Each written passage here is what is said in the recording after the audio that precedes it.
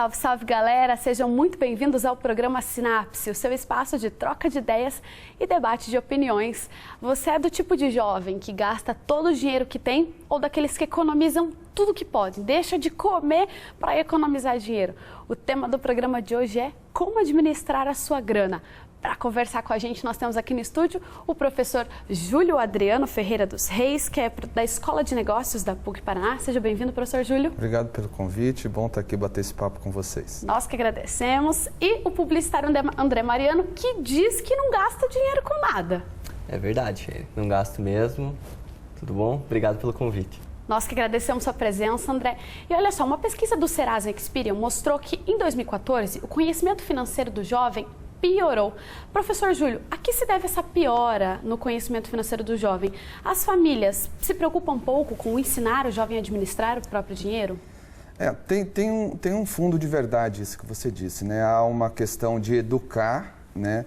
E essa educação ela vem desde o princípio, né? Então a criança aprender a lidar com as pequenas coisas, enfim, vai tornar o jovem capaz ou não de lidar melhor com essa situação financeira, né? Essa pesquisa, ela mostra muito claro, essa pesquisa que você se referenciou, ela mostra muito claro que a partir do amadurecimento, né, do crescimento do indivíduo, da pessoa, ela vai aprendendo a lidar com essa questão financeira, que na verdade tem outras coisas por trás, né? Por que aprende a lidar? Porque amadurece, porque vem outras responsabilidades, porque aprende a planejar mais, apanha, né, um pouco mais, né? Então, quando você apanha, você aprende, né? Então, tem todas essas questões. Mas a educação vindo da onde venha, pode ser de casa ou pode ser da escola, né? Às vezes os pais não têm tempo, às vezes os pais não conseguem fazer isso, mas se a escola consegue fazer isso, introduz uma atividade, enfim, algo assim, o jovem tende a ter uma disciplina melhor. Não quer dizer que vá ter, né? Mas já é um princípio, já é um começo para que a gente tenha jovens como o André, né? Que, pelo que a gente conversou aqui antes, né, André, já administra um pouco melhor a sua grana, o seu dinheiro, né? E o André, recém-formado, vai contar um pouquinho mais disso pra gente, mas tem muito jovem que sai da faculdade achando, ali no último ano de curso, achando que vai arrumar um bom emprego e aí começa a comprar carro, apartamento, e aí sai da faculdade, não arruma um bom emprego, não ganha bem e fica com aquela dívida enorme, ou estoura o limite do cartão de crédito. O que fazer, professor Júlio, nessas situações? Disciplina. Disciplina é uma palavra-chave, é um conceito-chave na administração financeira, como na administração da vida como um todo, né?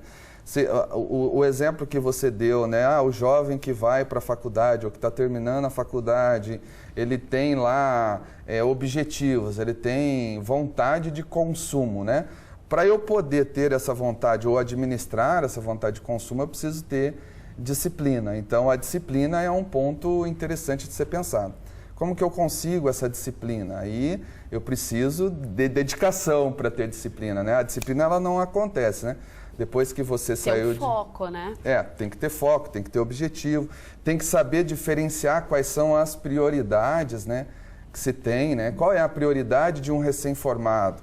Qual é a prioridade de um estudante? Qual é a prioridade de quem vai, sei lá, constituir família ou alguma coisa nesse sentido? Então, a disciplina ela é um conceito que ela é transversal em tudo isso que a gente está falando, né? Em períodos diferentes da vida, né? E quando você está recém-formado, como você disse, que você tem toda uma...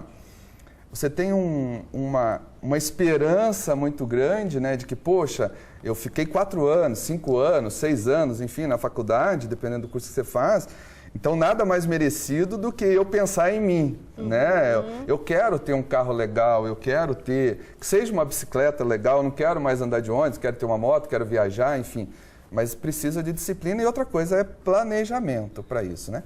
Quais são as prioridades, o que eu ganho, o que eu pretendo ganhar, né? Qual que é o tempo de maturação de uma carreira, né? Enfim. E André, você teve esse planejamento, você que é recém-formado, acabou de sair da faculdade, diz pra gente que não gasta, que economiza. Verdade. Você faz esse planejamento? Conta pra gente a experiência aí financeira. Então, assim, até o planejamento eu não faço, porque assim, eu me considero uma pessoa eu não preciso de luxos para viver. Então, eu vivo com o que eu quero, com o que eu tenho, E assim, o meu salário não é alto, mas dá para fazer tudo que eu preciso. Então, assim, não preciso, na verdade, de um planejamento, porque eu já sou assim, é de mim, entende? Acho que provavelmente por causa da minha formação, que sempre meus pais me deram mesada. Uma coisa, falaram, ó, pega esse dinheiro e faz o que você achar melhor. Então, daí eu sempre fui, vou colocar aqui, aqui. E quando eu pegava e via no fim do mês aquele cofrinho cheio, olhava para ele e falava, nossa... Valeu a pena. Era uma experiência muito boa para mim, eu gostava disso. Me sentia o tio Patinhas, assim, sabe? Nossa, um dia eu vou nadar nesse dinheiro. Você tinha a moeda número 1, não? Não tinha. Não? Ah, poxa. Essa disciplina, então, veio da família, os seus pais. Como é o relacionamento com seus pais nesse sentido financeiro? Seus pais também são assim, disciplinados ou não, e você decidiu ser? Te ensinaram a ser assim? Como é que foi? Eles são bastante disciplinados. A única coisa, assim, que eles gastam bastante é com presentes. Eles gostam de dar presentes para as pessoas, assim, e tal. Mas, assim, em casa a gente vive de uma forma bem modesta. Ninguém gasta muito, ninguém compra roupas muito caras. A gente compra roupa em brechó às vezes, enfim. E essa educação por parte da família é muito importante já dos primeiros anos de vida da criança, né? O pai que, por exemplo, dá o dinheiro do troco para o filho para guardar e para aprender a economizar. O pai que guarda lá um dinheirinho no final do mês e fala, ó, filho, o dinheiro aqui, como o pai do André fazia, a mãe do André fazia, né? Tá aqui o seu dinheiro. Se você quiser o seu brinquedinho, é esse dinheiro que você vai usar. É muito importante que o pai já tenha também essa responsabilidade, né? Essa consciência da importância de educar o filho desde pequeno, né, professor? Sim, a família, né? A família tem um papel crucial nesse amadurecimento que a gente vê que o André tem, né? Eu queria fazer uma pergunta para o André. Você tem sonho, André? Você tem algum grande sonho? Não. Não? Engraçado. Tá. Eu ia perguntar assim, porque se você me falasse que tinha sonho, aí você quebrou você quebrou minhas pernas, né? Mas, enfim, pequenos sonhos. Mas algumas coisas que eu quero muito fazer. Mesmo sendo muito economizador, vamos chamar como você é, né? Muito regulado, muito disciplinado, enfim. Se você tiver um sonho e dependendo do que é esse sonho, só o que eu quero chamar a atenção é que ser regulado, só ser disciplinado, talvez não te proporcione atingir aquele sonho. Tá? Por exemplo, eu tenho um sonho de fazer um curso no exterior. Isso custa caro, né? Então eu tenho que ter, além dessa disciplina, além dessa autorregulação que o André tem, que ele aprendeu em casa, que ele amadureceu depois, enfim, ele tem característica disso, nem todo, mas a gente tem que pensar também que pessoas são diferentes, né? Com certeza. Aquilo que a gente diz assim, o pai educa, a família educa, mas pode ser que aquela pessoa tenha uma característica diferente, ela convive com coleguinhas diferentes, né? Eu vejo muito por experiência própria, né? Dependendo de onde o seu filho está, por exemplo, só a tua educação, às vezes, ela fica frágil, né? Por quê? Porque os colegas da escola influenciam. Então, nós temos um contexto, nós temos um ambiente social hoje que ele é muito contaminador, mas no bom sentido, né? Pode ser no bom sentido. A gente tem muito contato com muita coisa, situação que há 20 anos não acontecia, né? Hoje, você tem mídias sociais, você tem acesso à informação muito fácil, a informação é barata, ela é múltipla, né? Ela é você tem muita informação. Então, e até isso acaba influenciando. A liberdade que o jovem tem hoje, financeiramente, em outras áreas da vida, é muito diferente da liberdade de 30 anos atrás. E o acesso a crédito. Esse limite fácil de crédito para o jovem é o assunto do próximo bloco. O Sinapse volta já, não saia daí.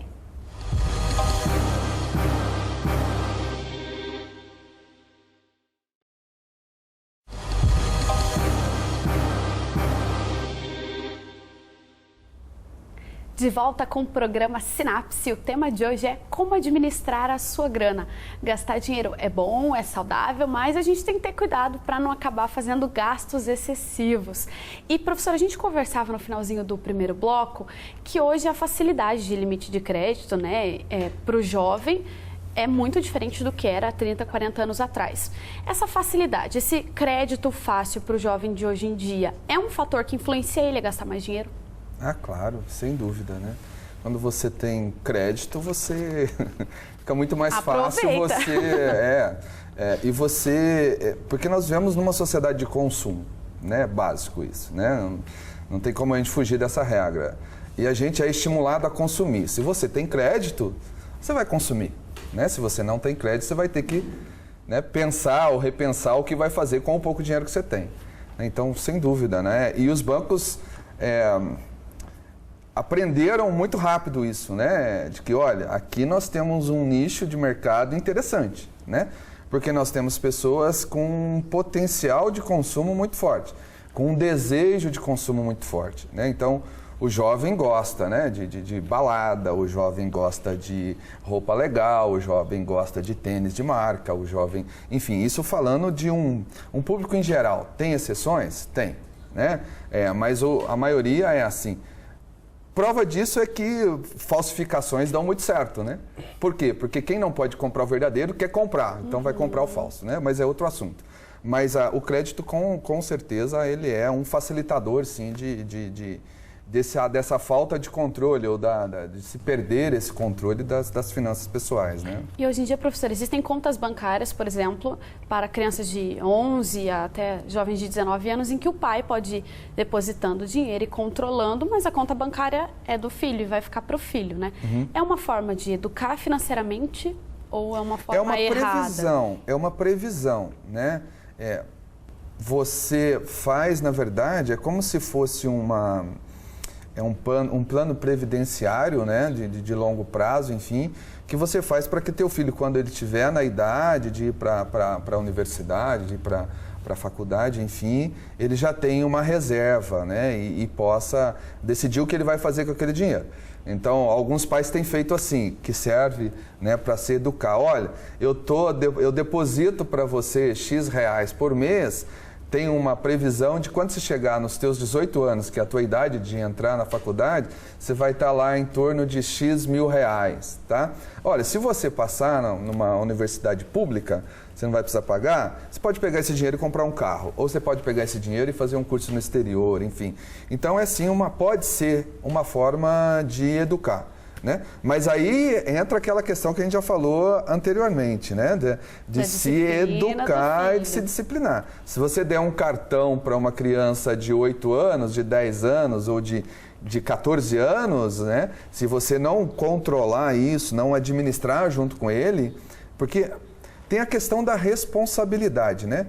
Uma criança ainda não tem a responsabilidade, né? A noção de responsabilidade que um adulto tem, né? Tem outras questões, tem outras formas que são cartões pré-pagos, né, que os bancos têm lançado, né? Então você coloca um limite lá, R$100 por mês, que é mais ou menos o que o André tinha, né? Uma mesada mensal, só que você dá no cartão para o teu filho e ele aprende a administrar aquilo. É um bom instrumento de educação, né? Mas, repito, volta a ter a responsabilidade. A responsabilidade ainda continua, falando dessa questão de educação, né? Continua ainda sendo dos pais, né? A gente não pode delegar essa responsabilidade totalmente para os filhos, né? Precisa desse processo de maturação, de amadurecimento, né? E, André, falando de cartão de crédito, que a gente começou o bloco falando sobre isso, você tem cartão de crédito? Tenho, mas eu ignoro a função crédito. Não Para usa? mim não existe crédito, existe Como é que faz para viajar?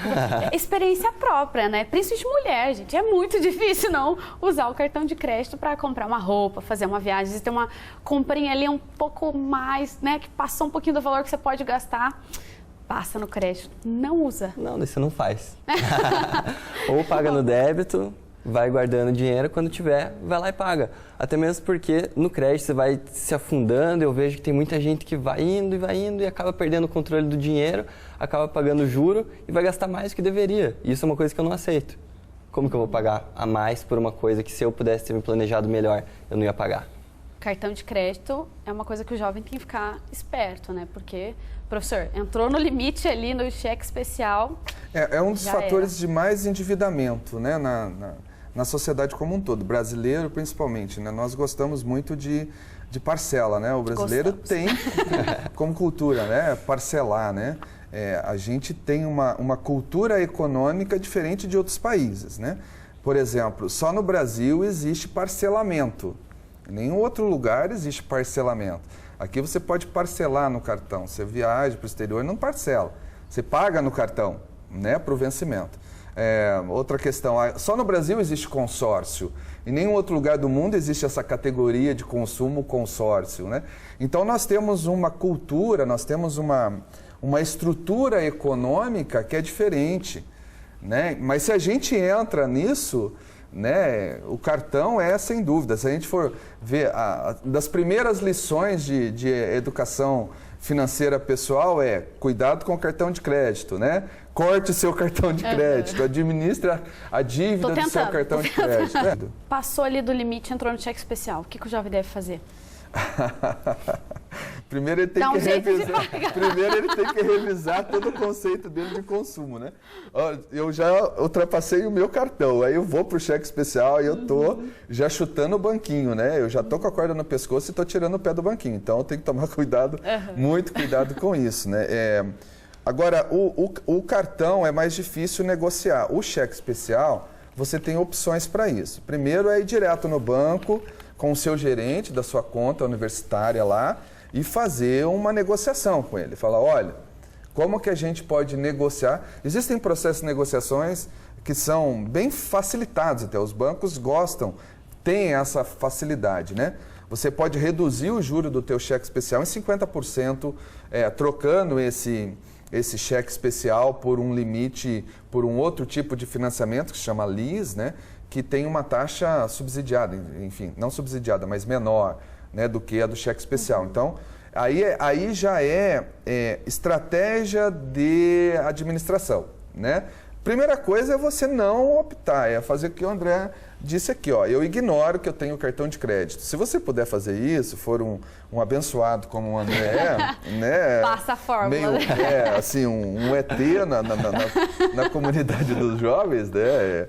É uma exceção, né? A gente está brincando, mas realmente é uma... Parabéns para o André, né? Mas é uma exceção, né? O geral não é isso, né? Mas a primeira opção, não utilize além do que você ganha. Esse é o princípio básico, né? Esse é o princípio básico de gestão, né? De gestão financeira, ou enfim. Não gaste mais do que você ganha, né? E como que eu faço para administrar? Eleja prioridades. Então você tem que ter, pelo menos os teus gastos que são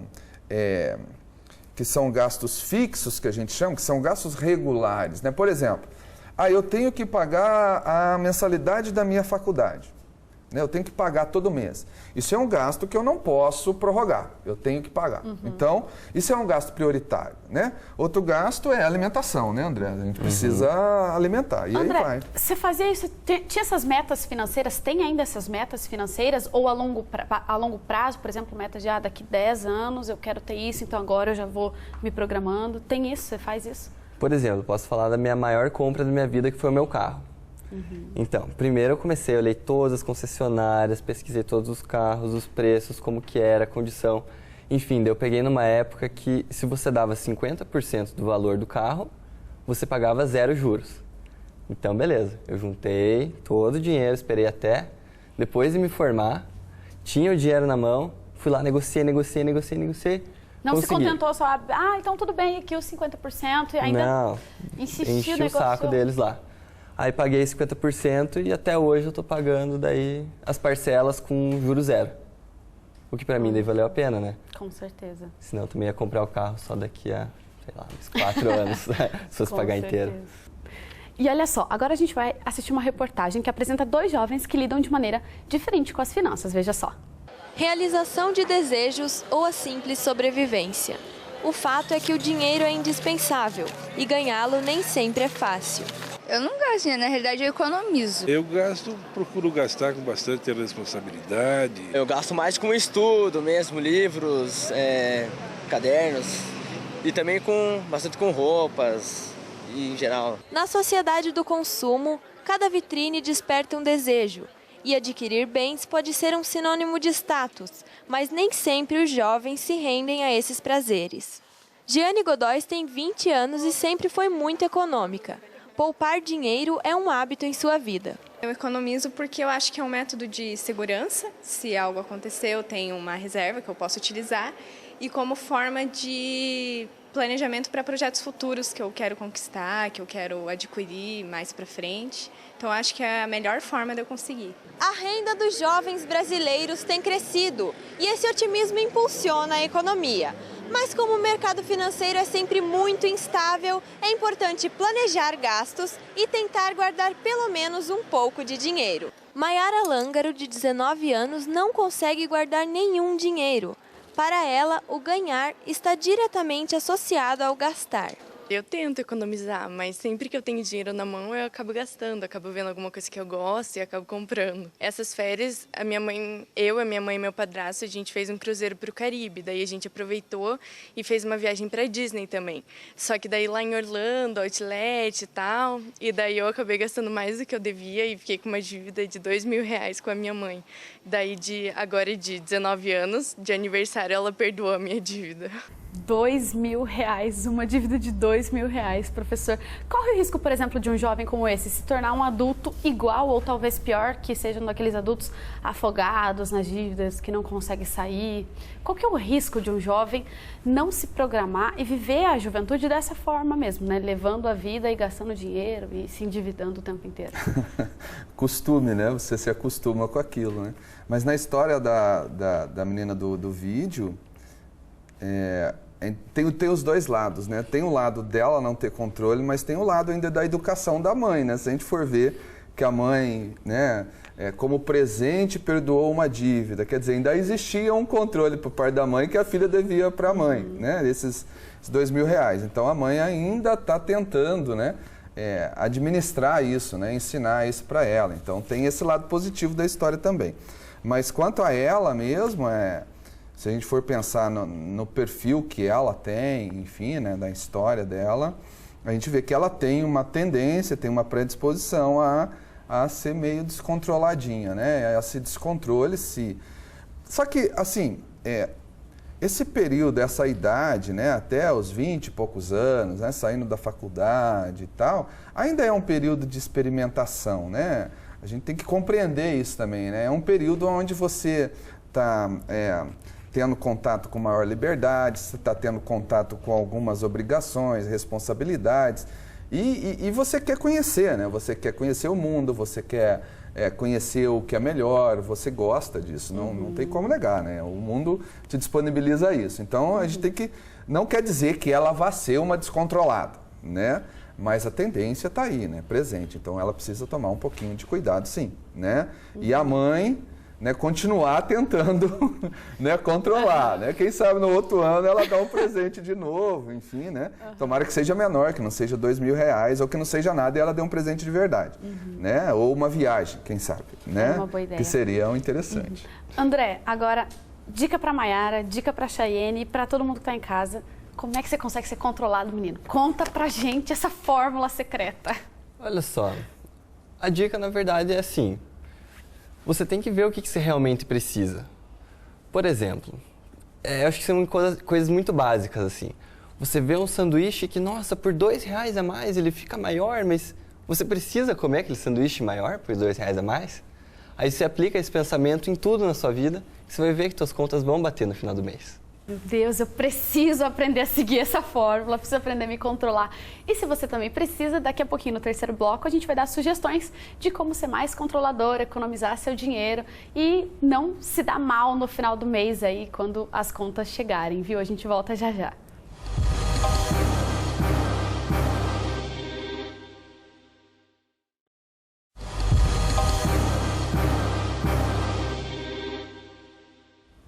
O programa Sinapse está de volta. O tema de hoje é como administrar a sua grana. Aqui no estúdio conosco o professor Júlio Adriano, da Escola de Negócios da PUC Paraná, e o publicitário André Mariano, que é um exemplo para a gente, não gasta nada, controla tudo. Professor, o jovem já precisa, ainda na juventude, nesse período entre os 20 e 25, arrumou o primeiro emprego, ele já precisa começar a pensar na aposentadoria? Ah, claro, com certeza, né? Você pensar no longo prazo é sempre a melhor opção, né? Para tudo e para investimento, inclusive, né? Hoje, por sinal, hoje saiu eu estava lendo e tal sobre uma pesquisa que 43% das pessoas em idade de aposentar no Brasil ainda não tem nenhum tipo de previdência, nem pública e nem privada. Quase. Então se aposentam, né? Aí se aposentam com um salário muito baixo, que o salário de aposentadoria no Brasil ele é pequeno, né? E acabam tendo que trabalhar, mesmo aposentado, para complementar a renda. Se você pensa no longo prazo em investir isso, né? Você tem uma coisa é você investir em 10 anos, 5 anos, outra coisa é você investir em 30 anos, né? Então você pode investir um valor menor, né, que não vai comprometer tanto a tua renda, e você vai aumentando isso gradativamente a partir da evolução da tua carreira, da evolução do que você ganha, da tua remuneração, né? No final, com certeza, você vai ter um benefício muito grande por esse longo prazo. Agora, no que investir, daí é uma questão de estratégia, de planejamento, de característica própria, né?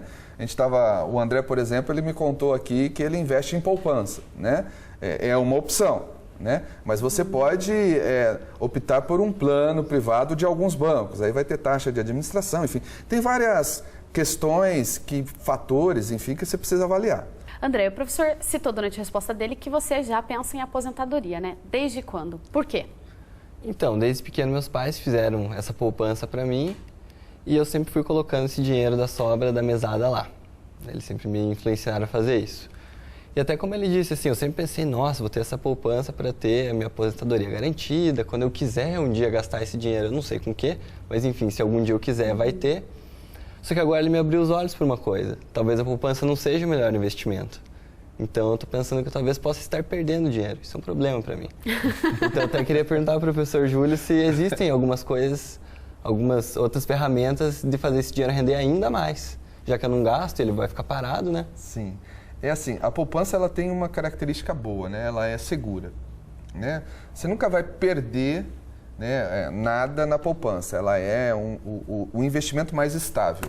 Na história inteira, enfim, econômica, pelo menos a economia moderna, enfim, ela é estável no Brasil, né?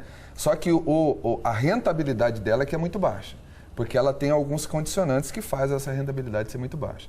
Então tem outras opções de investimento que você precisa verificar pelo teu perfil, enfim, você não é um perfil arrojado, pelo que a gente está conversando aqui, né? Mas tem outras, mesmo não sendo de perfil arrojado, que você pode investir que vão te dar uma rentabilidade maior, mesmo você não correndo muito risco, né? Então, aí você tem que ir no seu banco, conversar com o seu gerente, né? Provavelmente ele vai te instruir sobre isso, né? E o André disse que desde pequeno ele já foi influenciado a se preocupar com a vida financeira. E a gente vai acompanhar agora que tem muita criança que também já está se preocupando com isso. Confira o Entre Aspas de hoje. Enquanto você tá aí gastando rios de dinheiro e devendo até o que não pode, saiba que tem gente ganhando muito dinheiro e não são mais velhos que você. É o caso de Corey Neves, que tem 10 anos e é CEO de uma pequena marca de cookies em New Jersey, nos Estados Unidos. O garoto vende os biscoitos a $1 e já chegou a vender $1.000 em um fim de semana. Os cookies são feitos pela mãe de Corey, mas quem cuida das finanças é ele. A ideia surgiu depois que Corey cansou de ficar esperando o ônibus e queria comprar um carro. A história se repete aqui no Brasil também. Tiago Morales, de 10 anos, mora no oeste do Paraná e economizou sua mesada durante 3 anos para comprar um Fusca. O menino do Fusca, como é conhecido, conta que agora até os amigos da escola estão economizando. Professor, para a gente encerrar o Sinapse de hoje, dicas rápidas e diretas de como administrar bem a vida financeira na juventude. Saber quanto ganha, ter disciplina para gastar isso que ganha, e ter um planejamento de curto, médio e longo prazo, né? O longo prazo para grandes coisas, o curto prazo para pequenas coisas, para pequenas conquistas, né? Então, e colocar dentro de prioridades. O que é mais prioritário, o que é menos prioritário, faz uma escala disso, faz um controlinho do que você ganha, você vai estar bem administrando muito bem o que você tem como vida financeira, né? E você, André, alguma outra sugestão para nós? Acho que eu vou bater naquela mesma tecla de pessoal, esqueçam o crédito. Crédito não existe. Crédito é uma invenção para que você perca seu dinheiro. Tá certo então, André. Obrigada pela sua presença, por compartilhar com a gente suas experiências. Obrigado a você pelo convite, Anne. Obrigada também, professor Júlio, pela presença. Obrigado pela oportunidade. Nós que agradecemos. E você, muito obrigada pela audiência. Até o próximo programa Sinapse. Fui!